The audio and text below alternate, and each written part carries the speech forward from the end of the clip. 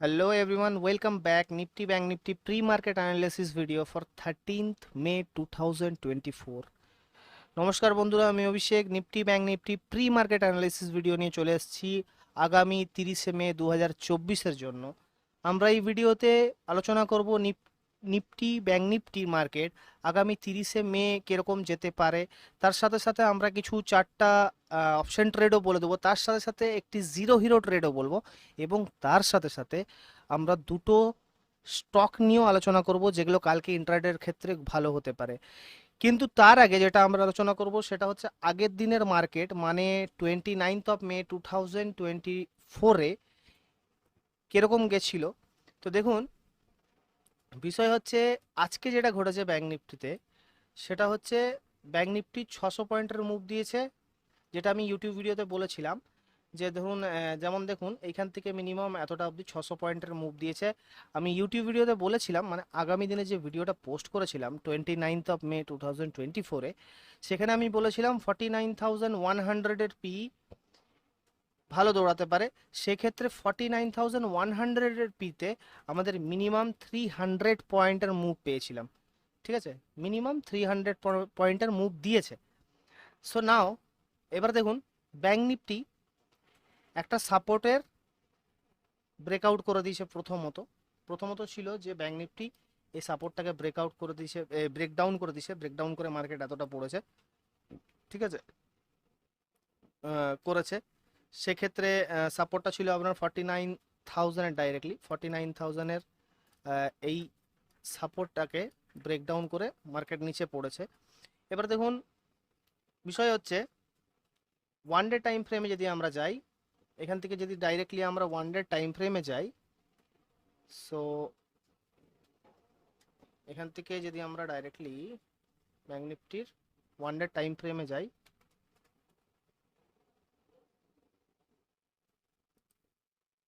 এক সেকেন্ড,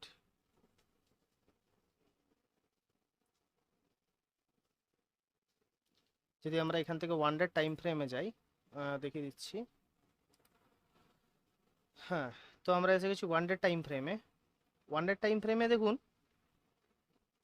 পরিষ্কার দেখা যাচ্ছে যে ব্যাংক নিফটি রেজিস্ট্যান্স নিয়ে সাপোর্টের দিকে আসতে পারে সম্পূর্ণ। দেখুন এখানে ব্যাংক নিফটি কি করেছে, যতবার এখানে কি করেছে দেখুন, resistance support, resistance support, resistance support, এমনি করে করে এখন যেখানে আছে সেখানে আছে রেজিস্ট্যান্স নিয়ে এবার সাপোর্টের দিকে আসছে। ঠিক আছে, তো স্বাভাবিক ক্ষেত্রে সেক্ষেত্রে কালকে একটা সেল আসতে পারে, সেটা কোনো বড় কথা নয়, যেহেতু সাপোর্টের লেভেলে আসতে চলেছে। দেখুন এখানে, ঠিক আছে। তো এবার বিষয় হচ্ছে কালকের জন্য দেখুন, সাপোর্টের লেভেল আসতে চলেছে, তার থেকে বড় কথা হচ্ছে এই সাপোর্টের লেভেলটা না, এটা হচ্ছে আপনার 47,700। ঠিক আছে, এই লেভেল, এটা হচ্ছে সাপোর্ট আছে এখানে 47,700-এর লেভেলে। ঠিক আছে, তো কালকের জন্য কোনো কারণে ব্যাংক নিফটি গ্যাপ আপ বা বাউন্স দেয়, যদি গ্যাপ আপ হয় বা বাউন্স দেয়, ঠিক আছে, আপসাইডে বাউন্স দেয় বা গ্যাপ আপ ওপেন হয়, সেক্ষেত্রেও কিন্তু আমরা সেল করে চলবো। ঠিক আছে, সেক্ষেত্রেও আমরা কিন্তু সেল করে চলবো। যেই ধরুন গ্যাপ আপ হয় বা রেজিস্ট্যান্সের কাছাকাছি এসে বাউন্স দেয়, ঠিক আছে, সেক্ষেত্রেও আমরা সেল করে চলবো। এবং সেক্ষেত্রে যখন আমরা সেল করব, ঠিক আছে, তখন আমাদের কাছে দুটো রেজিস্ট্যান্স থাকে। ঠিক আছে, দুটো রেজিস্ট্যান্স থাকবে। সেই দুটো রেজিস্ট্যান্সের মধ্যে ধরুন R1, R1, ওকে, R2, তো এই দুটো রেজিস্ট্যান্স থাকবে। এবার R1 কত, R1 হচ্ছে 48,680। ঠিক আছে, R1। আর R2 হচ্ছে 48,800, সিম্পল 48,800। তো আমাদের কাছে কালকের জন্য এই দুটো রেজিস্ট্যান্স থাকে, যদি গ্যাপ আপ হয় বা মার্কেট বাউন্স দেয়। ঠিক আছে, তো এই রেজিস্ট্যান্সের আশাপাশি যদি মার্কেট থাকে, তাহলে আমরা কি করে চলবো, সেল করে চলবো। ঠিক আছে, সেল বা শর্ট করে চলবো। ঠিক আছে, সেল করে চলবো। সেক্ষেত্রে আমাদের কাছে টার্গেট উঠে আসে যেটা, সেটা হচ্ছে 48,700, 48,700, ওকে, 48,700। সেকেন্ড টার্গেট হচ্ছে আপনার 48,600, ঠিক আছে। থার্ড টার্গেট হচ্ছে আপনার 48,500, 48,500। লাস্ট টার্গেট হচ্ছে আপনার 48,400, ঠিক আছে। যদি কালকে এই দুটো রেজিস্ট্যান্সের আশেপাশি মার্কেট আসে আপসাইডে, ঠিক আছে, তাহলে আমরা সেল করে চলবো। তো রেজিস্ট্যান্স দুটো কি, রেজিস্ট্যান্স হচ্ছে 48,600, 48,800, এই দুটো রেজিস্ট্যান্স। তাহলে আমাদের টার্গেট হবে সেক্ষেত্রে 48,700, 48,600, 48,500 আর 48,400, ঠিক আছে। এবার এক্ষেত্রে যে পি সাইডটা দৌড়াবে সেটা আমি এই মুহূর্তে বলতে পারবো না। বিকজ কেন পারবো না, দেখুন এখন এখানে যে পি সাইডটা দৌড়াবে, প্রথমত দেখুন সামনে ইলেকশনের রেজাল্ট আছে, ঠিক আছে। এই কারণে মার্কেট অনেকটাই ধরুন ফর এক্সাম্পল, এই কারণে কি হচ্ছে, প্রাইসের বহুত এদিক ওদিক হবে। যেমন ধরুন আপনি 500 টাকার যদি out of the money P কিনেন, বা যদি আপনি 1000 টাকারও আউট অফ দ্য মানি নেন, তা সেক্ষেত্রেও আপনার প্রিমিয়ামটা অনেকটাই দামি পড়বে, মানে অনেকটা বেশি দাম হয়ে যাবে, ঠিক আছে। তো কালকে কি করবেন, যখন এই লেভেল থেকে পড়বে, মানে ওই 48,680 আর 48,800 এর লেভেল থেকে যখন মার্কেট নিচে পড়বে, সেক্ষেত্রে আপনি 300 থেকে 400-র মধ্যে যেই পি সাইডটা পাবেন সেটা আপনি ওখানে করতে পারেন, ফলো করতে পারেন, ঠিক আছে। কেননা দেখুন মেনলি হচ্ছে প্রথমত ইলেকশনের রেজাল্ট 4 তারিখ, আর এর এক্সপায়ারি হচ্ছে আপনার 5 তারিখ। তো সেক্ষেত্রে এর প্রিমিয়ামের দামটা বেশি পড়ে যেতে পারে। তো সেই জন্য আপনি কালকের জন্য যেটা আপনি সামনাসামনি পাবেন সেটাতে করতে পারেন, ঠিক আছে। এবার দেখুন যেটা নিয়ে আমরা কথা বলবো সেটা হচ্ছে আমরা এবার ফ্রেশ সেল কখন আসতে পারে, ঠিক আছে। ফ্রেশ সেল, ফ্রেশ সেল কখন আসতে পারে, ঠিক আছে। ফ্রেশ সেল কখন আসতে পারে, দেখুন 48,400 এর নিচে ফ্রেশ সেল আসতে পারে 48,400 এর নিচে। এই লেভেলটার নিচে যখন মার্কেট আসবে তখন মার্কেটে ফ্রেশ সেল আসতে পারে, ঠিক আছে। সেক্ষেত্রে টার্গেট হবে 48,000, হ্যাঁ 48,000 টার্গেট হবে, 48,300। তারপরে হচ্ছে আপনার 48,200, 48,200, ওকে। তারপরে হবে আপনার 48,100, 48,100, ঠিক আছে। আর লাস্ট হবে আপনার ডাইরেক্টলি 48,000, ওকে। তাহলে কালকে ফ্রেশ সেল কোথা দিয়ে আসতে পারে, 48,400 এর লেভেলের কাছ থেকে ফ্রেশ সেল আসতে পারে। সেক্ষেত্রে 48,300 first target, second target 48,200, third target 48,100, fourth target হচ্ছে 48,000 ডাইরেক্টলি। এই 4টা টার্গেট নিয়ে আমরা চলবো, ঠিক আছে। তো এই ক্ষেত্রেও আপনি ফ্রেশ সেল যখন আসবে সেক্ষেত্রেও কোন পিটা বাই করতে পারেন। এবার দেখুন 300 থেকে সেম 400-র মধ্যে যেটা কমে পড়বে সেই পিটা আপনি ওখানে দেখতে পারেন, বাই করতে পারেন, ঠিক আছে। এক্ষেত্রেও এবার দেখুন 48,000-এর যে লেভেলটা আছে, ঠিক আছে, 48,000-এর যে লেভেলটা আছে, এক সেকেন্ড দেখিয়ে দিচ্ছি। হ্যাঁ, কথা আছে 48,400-এর যে লেভেলটা আছে না, 48,000, এই যে এই লেভেলটার পর থেকে, এই লেভেলটার পর থেকে ফ্রেশ সেল আসতে পারে। এই জায়গাটা থেকে, এই জায়গাটা থেকে ফ্রেশ সেল আসতে পারে, ঠিক আছে। এই জায়গা থেকে ফ্রেশ সেল আসতে পারে, তো এটা লক্ষ্য রাখবেন যখন 48,400-এর নিচে মার্কেট থাকবে, ওকে। এবার বিষয় হচ্ছে দেখুন বাই অন ডিপ। এবার আমরা আলোচনা করবো বাই অন ডিপ কখন আসতে পারে, বা বাই কখন আসতে পারে, বাই সাইডটা কখন আসতে পারে, ঠিক আছে। বাই সাইডটা কখন আসতে পারে, যখন মার্কেট 47,700 or 47,800, ঠিক আছে, থাকবে মানে যখন মার্কেট 47,700 or 47,800 এই দুটোর উপরে যখন থাকবে তখন বাই অন ডিপ আসতে পারে। ওকে, লাইক হচ্ছে আপনার 40, এক সেকেন্ড,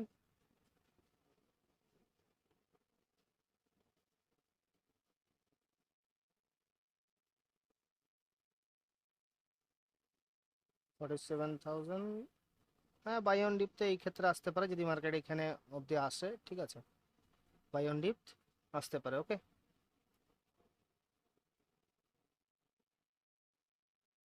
ধরুন 47,700 এরকম জায়গা থেকে বাই অন ডিপ আসতে পারে। ঠিক আছে, তবে আমি একটা কথা বলবো যে কালকের ব্যাংক নিফটিতে যদি আপনারা কাজ করেন সেক্ষেত্রে কম কোয়ান্টিটিতে নিয়ে কাজ করবেন, বিকজ দেখুন সামনে ইলেকশনের রেজাল্ট আছে আর এর এক্সপায়ারি 5ই জুন আছে।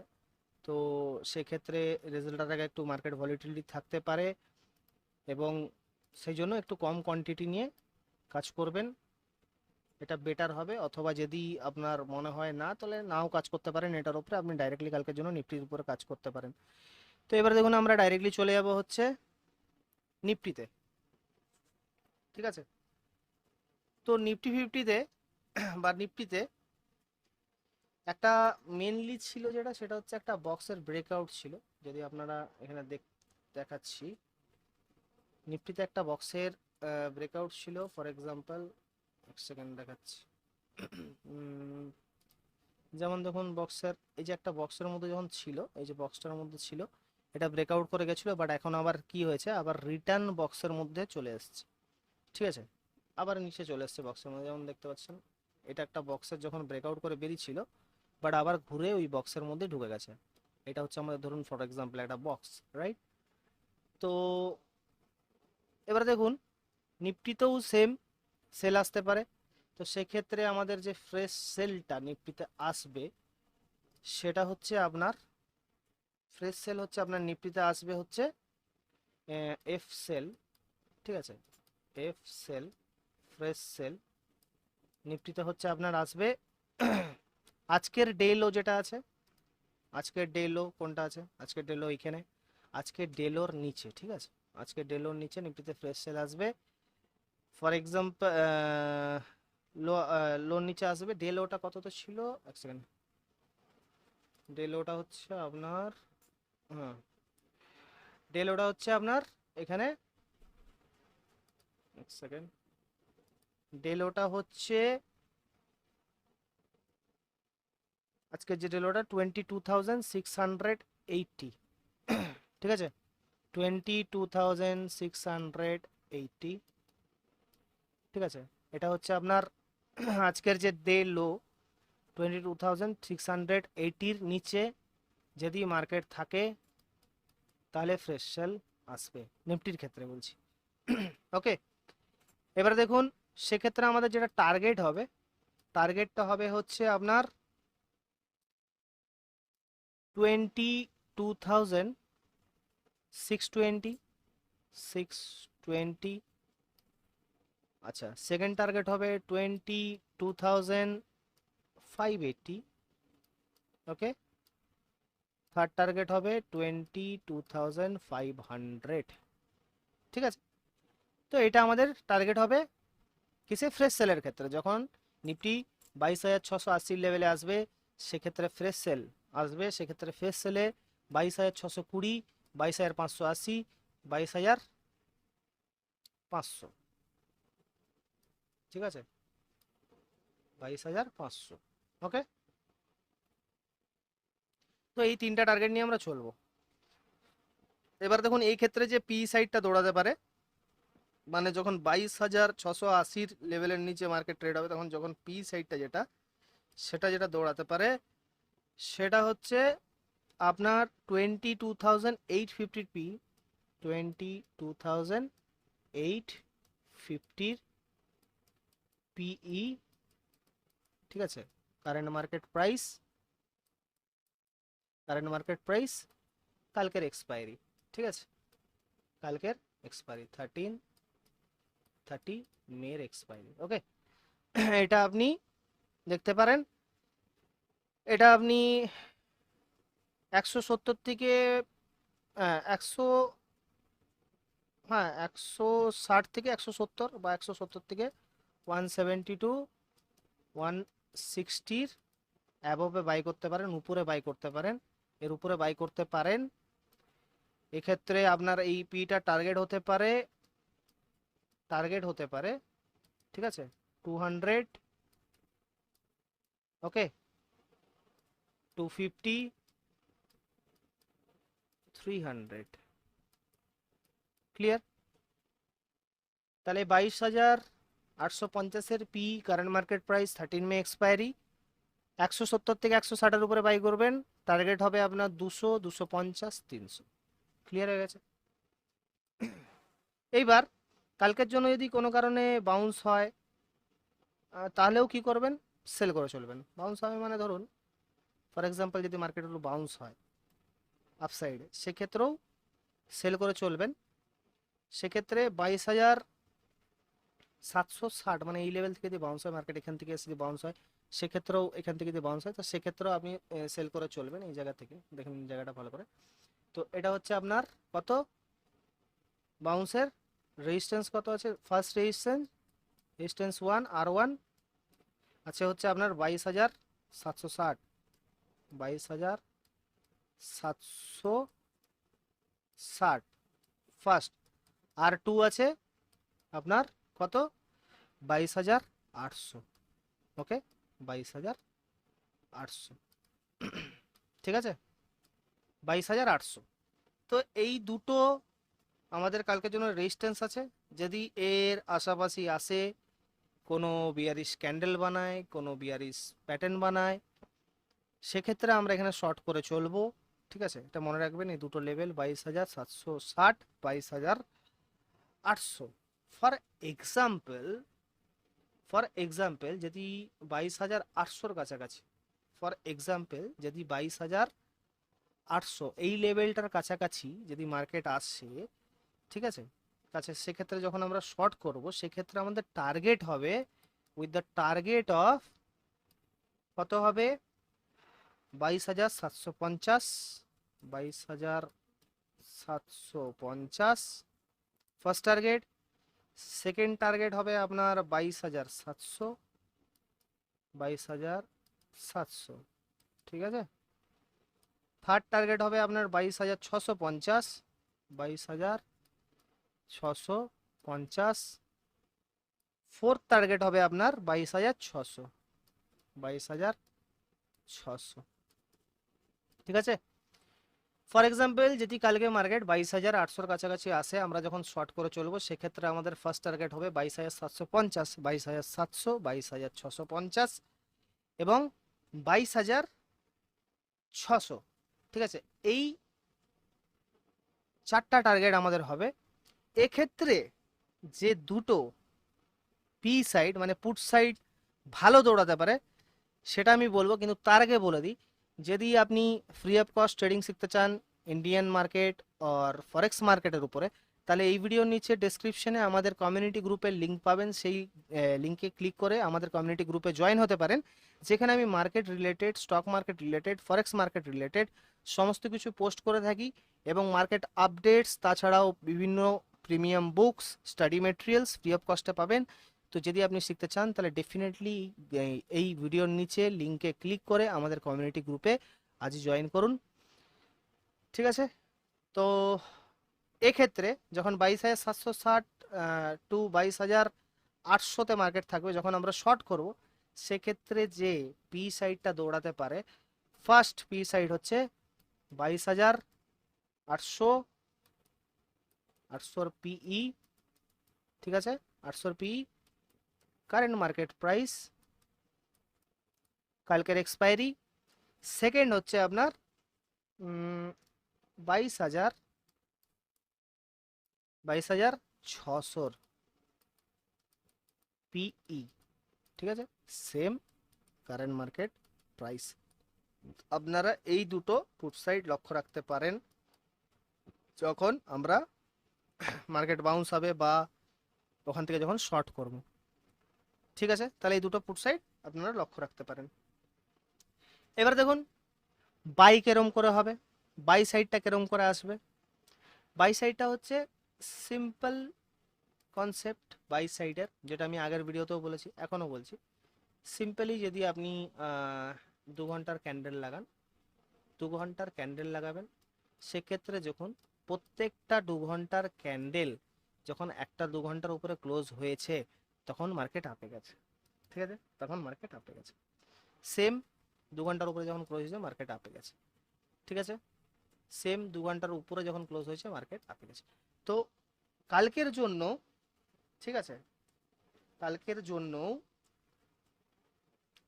যখন 2 ঘন্টার ক্যান্ডেল লের উপরে কোনো ক্যান্ডেল আরেকটা 2 ঘন্টার ক্যান্ডেল ক্লোজ হবে, ফার্স্ট একটা 2 ঘন্টার ক্যান্ডেল, তারপর আরেকটা 2 ঘন্টার ক্যান্ডেল ক্লোজ হবে এর হাইয়ের উপরে, তখন আমরা ডাইরেক্টলি কল সাইডে বসতে পারি বা we can go for buy. ঠিক আছে, তো এইবার যেটা নিয়ে আমরা আলোচনা করব সেটা হচ্ছে স্টক। দেখুন রিলায়েন্সের স্টক নিয়ে প্রথমে বলি। রিলায়েন্সের স্টক কালকের জন্য পড়তে পারে, বিকজ রেজিস্ট্যান্সের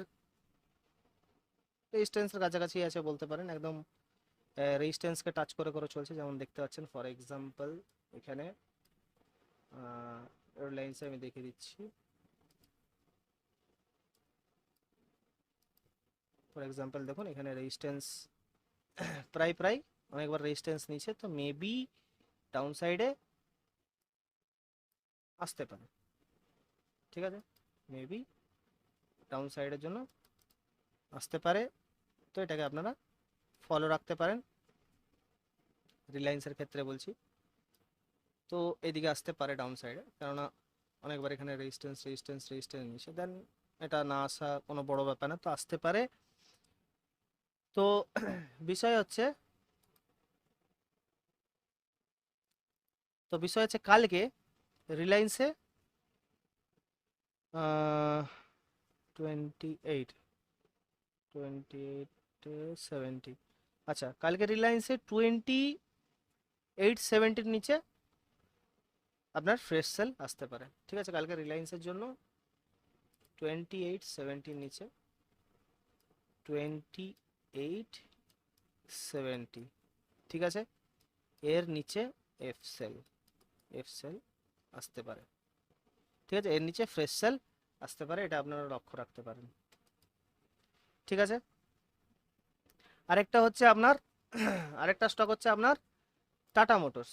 ঠিক আছে, টাটা মোটরসেরও সেম। ঠিক আছে, টাটা মোটরসেরও দেখে নিন এখানে। টাটা মোটরসেরও সেম একটা রেজিস্ট্যান্সের উপরে আছে, রেজিস্ট্যান্স নিয়েছে, দেন সাপোর্টের জন্য রেডি হচ্ছে।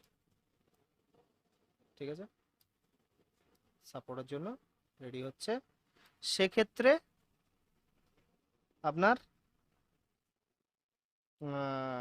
940 টু 950, ওকে, 940 টু 940 থেকে আপনার সেল করতে পারেন এইখানে অবধি। ঠিক আছে, 940 টু 50-তে সেল করতে পারেন এই জায়গা অবধি, ওকে, সাপোর্ট অবধি। তো এবার বিষয় হচ্ছে লাস্ট যেতে যেতে একটা অপশন ট্রেড যেটা নিফটি 50-র উপরে হবে, সেটা হচ্ছে জিরো হিরো। ঠিক আছে, যেমন আপনার আমি বলেছিলাম যে 22,800 যে লেভেল আছে, ঠিক আছে, 22,800 যে লেভেল আছে এর নিচে সেল আসবে, সেক্ষেত্রে একটা পি সাইড ভালো দৌড়াতে পারে, সেটা হচ্ছে 22,750 সে পিই। ঠিক আছে, 22,750-এর পিই কালকের এক্সপায়ারি। ঠিক আছে, কালকের এক্সপায়ারি, এই পি সাইডটা ভালো দৌড়াতে পারে বা এটা জিরো হিরো ট্রেড, এটা আপনি লক্ষ্য রাখতে পারেন। তাই ঠিক আছে, আজকের জন্য এতটাই।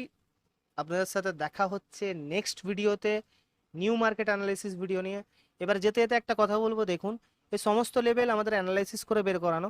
এবার এখানে আমি কোনো বাই সেল সাজেশন দিচ্ছি না, আমি বলছি না এটা বাই করুন ওটা সেল করুন, ঠিক আছে? যা কিছু করবেন নিজের অ্যানালাইসিস করার পরে করবেন এবং নিজে মার্কেটকে দেখবেন, বুঝবেন। যদি মনে হয় হ্যাঁ লেভেলস ঠিক আছে বা লেভেলস কাজ করবে বা লেভেলসটা আপনার জন্য সুইটেবল, তাহলে ডেফিনেটলি ওই লেভেলসের উপর ট্রেড করবেন। ডাইরেক্টলি আমরা এখানে কিছু বলছি না যে আপনি এখানে বাই করুন বা সেল করুন, এরকম কোনো সাজেশন আমরা দিই না। এই ভিডিওটা অনলি ফর এডুকেশনাল পারপাসের উপরে, ঠিক আছে? সো কালকের জন্য গুড লাক, দেখা হচ্ছে নেক্সট ভিডিওতে।